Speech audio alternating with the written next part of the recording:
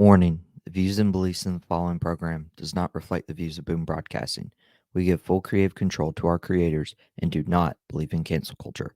Viewer discretion is advised. Sincerely, Boom Broadcasting. Hey, it's obviously the man behind the mic. I'm Michael Davis, and if you guys have watched this episode before, it gets real and it gets vulnerable. And a few weeks ago, we did an episode on, my health last year, and that was probably the most vulnerable episode I could possibly do.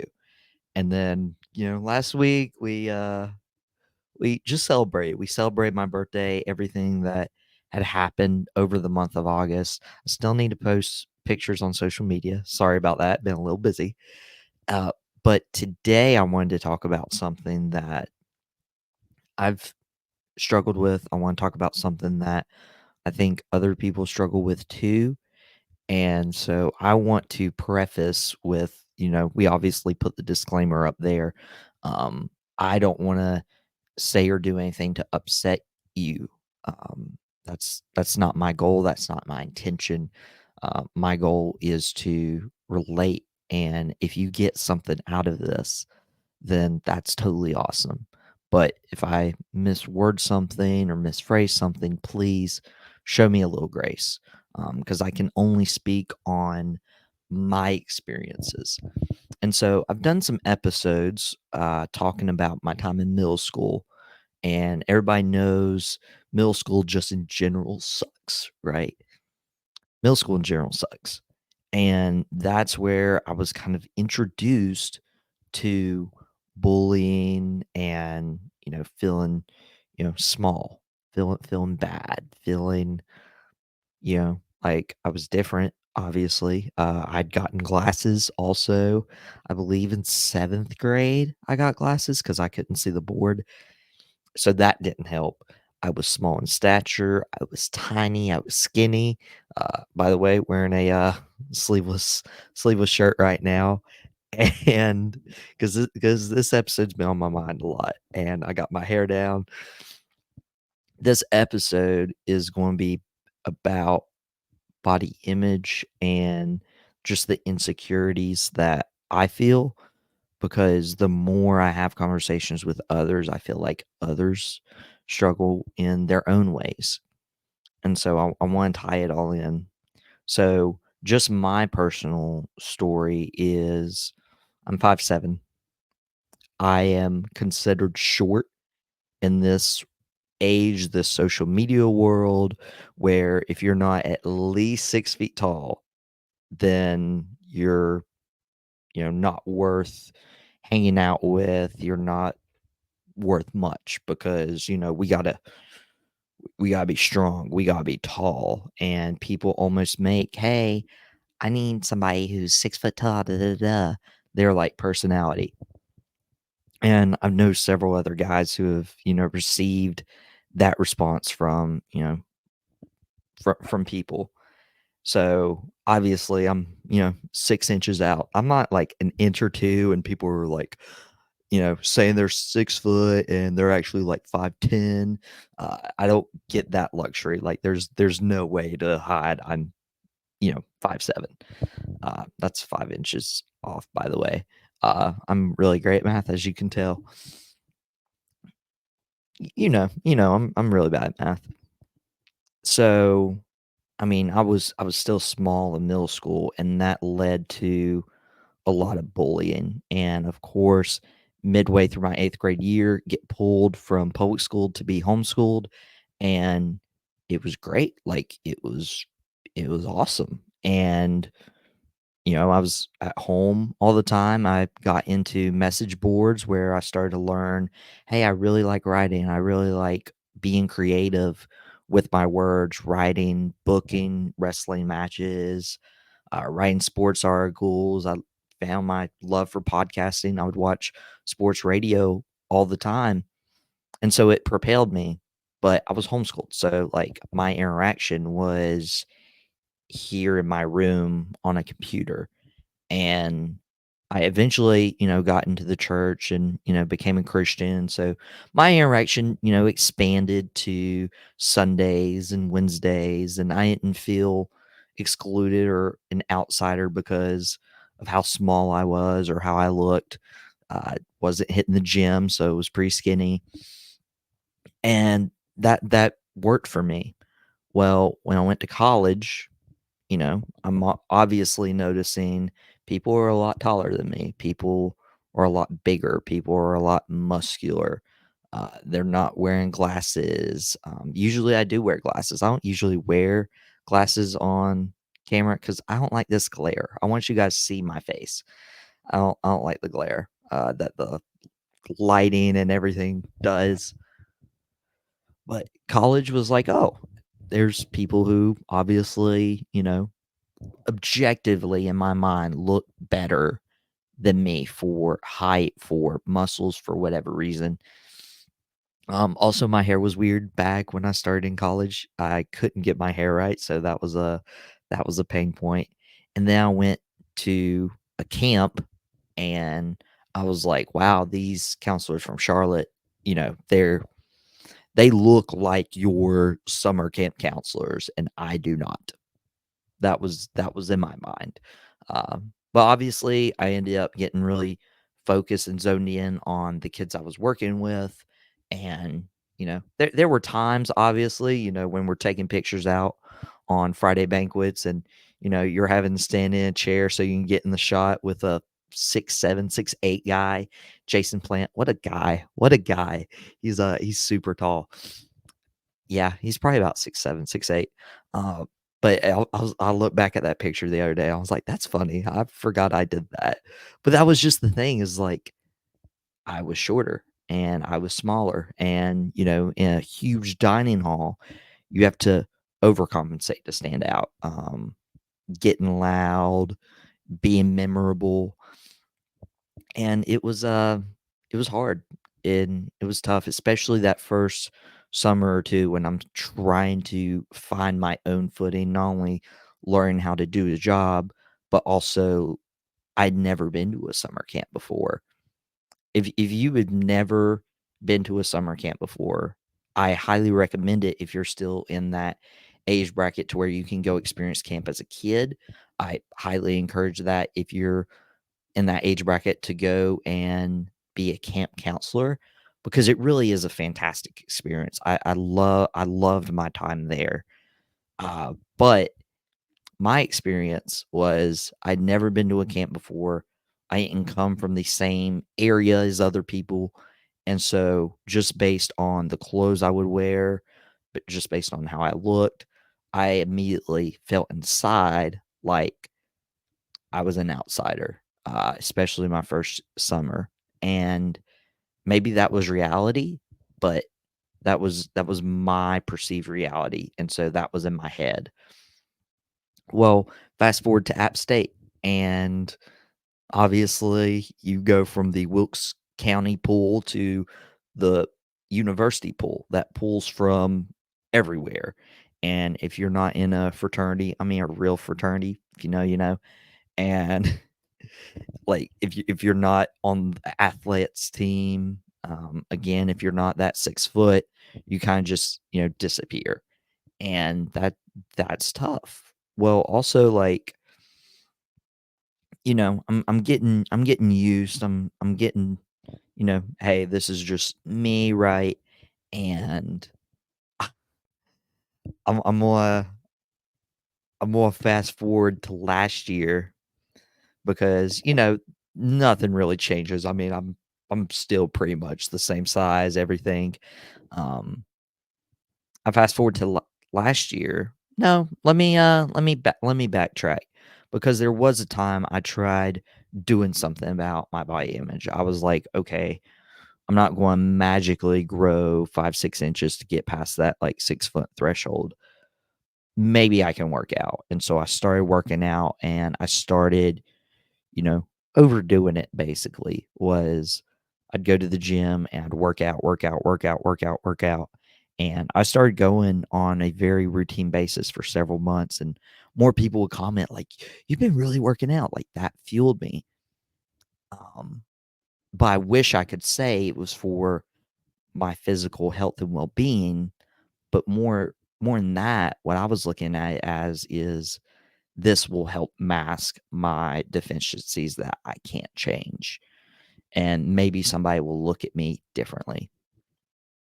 And that happened for a while, and then I got super busy, and then I fell out of the routine, and then I stopped working out because I was trying to do camp, which is a 24/6 job. I was trying to, get the podcasting started going. I was still trying to have a life with hanging out with friends and family. So, gym just, kind of scooted its way out.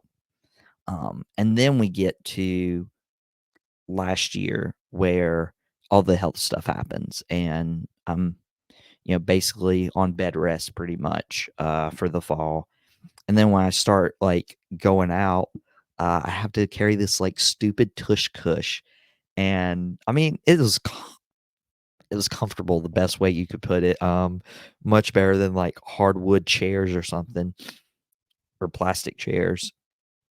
But it was like it brought an insecurity that there's something wrong with me, and nobody else is carrying this seat cushion and sitting it in fast food booths or in doctors' offices. So it was like, yeah, and people would ask like, "Why are you carrying around a book bag?" And I'm like, "I kinda need it." I I mean, I don't wanna carry this around and just, like, hold it, like, nilly-willy out in the air, but I was like, I'd put the tush cush in my book bag with along with some medicine, and I would carry that around, but people would be like, "You're an adult and you're carrying around a book bag. What's up? Everywhere you go. What's going on?" So, that brought some insecurities as well, um, and so, obviously, there all of the things I said were unchangeable. Like I couldn't magically like, snap my fingers and be healed. I went into that story a few weeks ago. I couldn't change my height, and the only thing I did have control over was the gym, getting muscles. But I was doing it for the wrong reasons and the wrong purposes. But all of that was due to and didn't help with how I viewed myself with my body image, with my insecurities.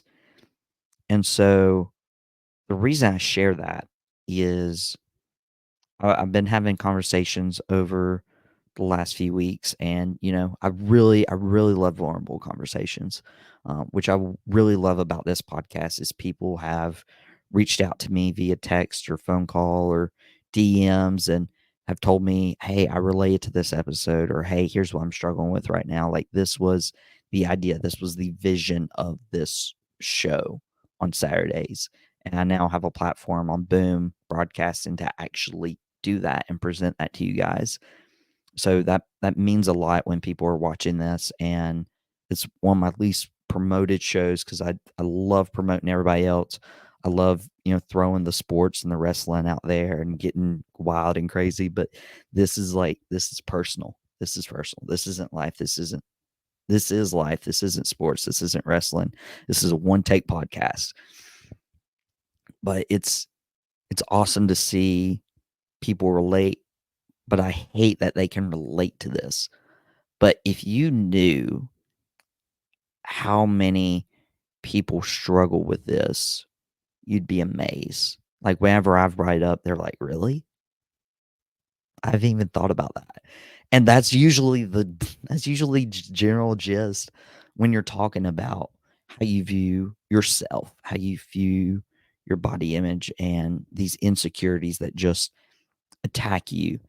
And then really started piecing it together this past week with there was a message me and my dad went to the weight room revival, and there's this guest speaker who talked about body image, and talking about how people are attacked because of being convinced they're not beautiful, they're not this, they're not that, and social media has painted a picture, and the enemy uses this to hurt you and distract you from your purpose. And when he said that, I was like, huh, that makes a lot of sense. I feel like guys struggle with it in different ways that girls do. But I feel like we all struggle with it in some sort of way. And I don't want to make a generalization. I'm sure not 100% of the people in the world think about it every day, but I guess it creeps in your mind sometimes. And I was really struggling with, body image, but also identity. Like when you're struggling with one of these topics, you're struggling with your identity. And I think a couple springs ago, and this is how my memory's just fuzzy and foggy. A couple springs ago, I was at an event called the Carolina Outpost. They do another one in October, so I'm super excited about that. There was That was the theme of the weekend almost, where I was just like, man, I'm like really struggling with my identity. It wasn't necessarily something somebody had said. It wasn't necessarily something somebody had, talked about. It was on my mind that weekend. And then out of the blue, there's this guy called Juan. And he walks up to me and he finds me. And the weird thing about this was, yeah, it was spring 2023. We had, usually hung out at one certain location, and we had to change for whatever reason. So we were hanging out at a new one, and one found us, and one told me, God told me to tell you, you are large, loud, and notable. And those words just took me so off guard because I'm like, I don't feel that. Like large, I mean, I'm 5'6". I'd stopped working out at this point. Loud, maybe, but I was always told in community college, like, I was shy. Why don't you ever talk? Imagine that, right? And notable, I feel like, at some points, like I, you know, was very insignificant and, was not notable. Like, if somebody were to just, stop talking to me or stop seeing me, they wouldn't give me a second thought. But those 3 words really solidified my identity, and everything that I was wrestling with was, I mean, it was summed up in those 3 words. Like, one didn't come up and tell me, "This is how I see you." One came up to me and said, "This is how God sees you. Large, loud, notable." And as much as I love Juan, if that compliment came from Juan and how Juan sees me, it'd be like, "Oh, thanks, man. Thanks, man." But the fact that identity has already been on my mind that weekend, and for Juan to come up to me and say, "This is how God sees you," was absolutely fantastic. And later on that weekend, I'm, you know, sitting with those words, and I'm sitting in this normal spot by myself, just, kind of thinking everything. And there was this thing, it's like paper binoculars hanging from this fence post at their arts and crafts shelter. I was just by myself thinking, and, I'm thinking about Juan's words. I'm thinking about, do I really believe that? Like, do I really believe I'm large, loud, and notable? And thinking you're not notable, thinking you're not seen, thinking you put everything you have into certain something, and, what does it matter? And the wind just blew that paper binoculars in the right direction, and I saw something somebody had written. And this arts and crafts shelter, everything's written. Everything is written. Like, people write their names, people write bucks and six, like people write something funny. People write, basically they sign their name, or they're like cabin 7 for like that. And when these binoculars were sent by the wind, I saw something and I was like, there's no way. And so I stand up And mind you, I work at this facility. I don't know how many times that summer, I don't know how many times that weekend I was there just reflecting. And I go up, and behind those paper binoculars, and that was the first time I saw that, was I Heart Boomer Mike. To this day, I don't know who wrote it. To this day, I don't know who wrote it. But the fact that somebody decided to, hey, instead of writing my own name and signing my own name and being remembered for, however long they keep this writing up there until they wash it off and start new, they made the point to write I Heart Boomer Mike, to send a message to me that I would see much later in time. In that moment, I needed it at that exact moment. And it encouraged me. And for a guy who didn't feel large because of his size, his physical size, the guy who, loud. I mean, I did the podcast, but it it didn't matter. It felt like, oh, just a few people listen to it, or a few people know who I am, or is loud bad thing because I'm shouting everywhere? And notable, I did not feel that. But when those paper binoculars flew, just the wind hit it in the right spot, in the right moment. And I was like, wow, I was notable enough, and I was a larger than life character, using a wrestling term, for somebody to say, I Heart Boomer Mike.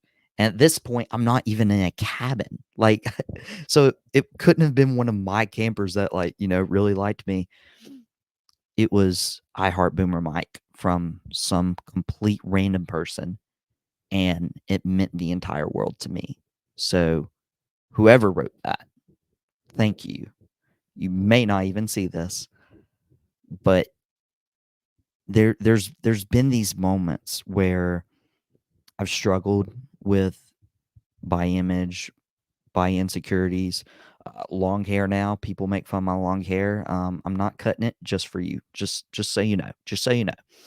Yeah, the more comments you make, the more the hair stays. There's no reason I'm growing out my hair, but I won't get into that. Um, but this this is just one of those moments where you're reaffirmed in not how everybody else sees you. Because honestly, a lot of people, they just don't think about you, and if they do, then they're jerks. But how does God see you? How did God see me? Large, loud, notable. I'm large in the way of, you know, being that person. Uh, not in physical, but a real person. Um, Loud, yeah, I talk a lot, but now I have a platform to do that. Notable. If I'm notable enough for people to watch my shows, if people to reach out to me, people to text me, uh, there was a time where I felt like I was always the person reaching out to people, and I actually did experiment for an entire week, and the people I was waiting to reach back out to me never did. So it was very obvious I was like the one person like pulling all the weight in that friendship. And I I can go ahead and tell you those friendships aren't here anymore. Not in terms of I would never be open, but it's just I was always the one reaching out. So it's like, okay, they're not reaching out. Okay, cool. It wasn't one of those like bad beef things, but notable in a way of people reach out to me, people care about me, people have told me they care about me. Um, and so if you've never had somebody say that, there is someone who cares about you. I know it may not feel like that right now, but I promise you there's someone in your sphere that cares about you. And maybe it's me. Maybe if you're watching it, maybe you and I have a good relationship, that it's you. But I would just really, really, really, really, really encourage you guys. I know a lot of people struggle with this, and I know this was a sensitive subject and sensitive issue.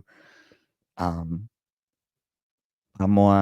told you guys this is a shove Christianity down your throat kind of podcast, and as Mama Watson would say, what's the address? And I can't even tell you the address, but I know it's in the Bible, and it's where God says that you were fearfully and wonderfully made.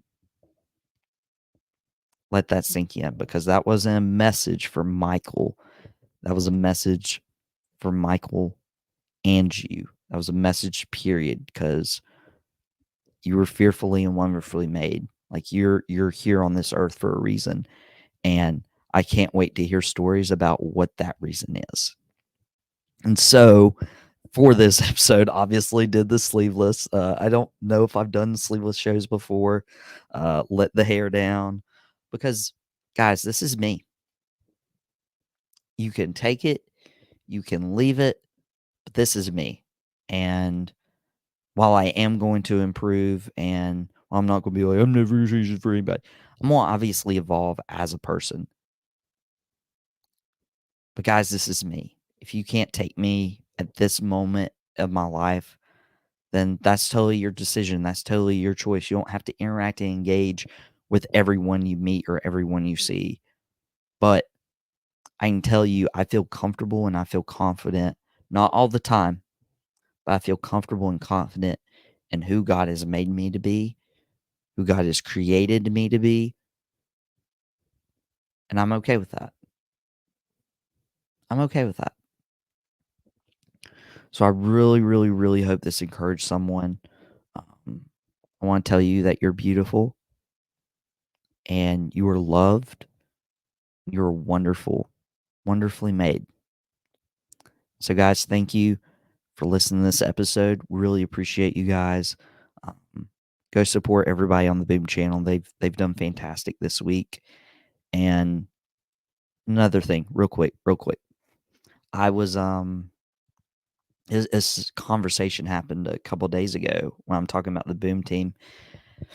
There's I won't say who, but there was somebody who sent me a text the other night, and something I've always been craving and praying for is community.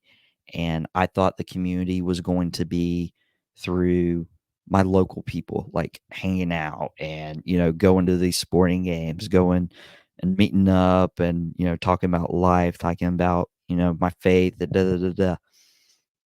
I thought that's what community was. But when I get a text telling me that they've been looking for community, and with certain stuff, they're like, I don't think I was going to find it, but I found it through you. I found it through Boom Broadcasting. I found it through podcasting, because this is a team. This is a team. Like, we are a team. And this isn't just individual creators throwing out their podcasts, hoping to get reach. We have a group chat. We're a team. And so when he said that, I was like, man, that makes me feel awesome, because I never even thought about Boom Broadcasting being a community. And it was just really cool. And so that even more affirmed the large, loud, notable words that God spoke to me through Juan. So thank you, Juan, for delivering the message. Thank you to my buddy who texted me that. Really encouragement. And thank you guys for listening. This has been the man behind the mic, and I am the man behind the mic. See you next time.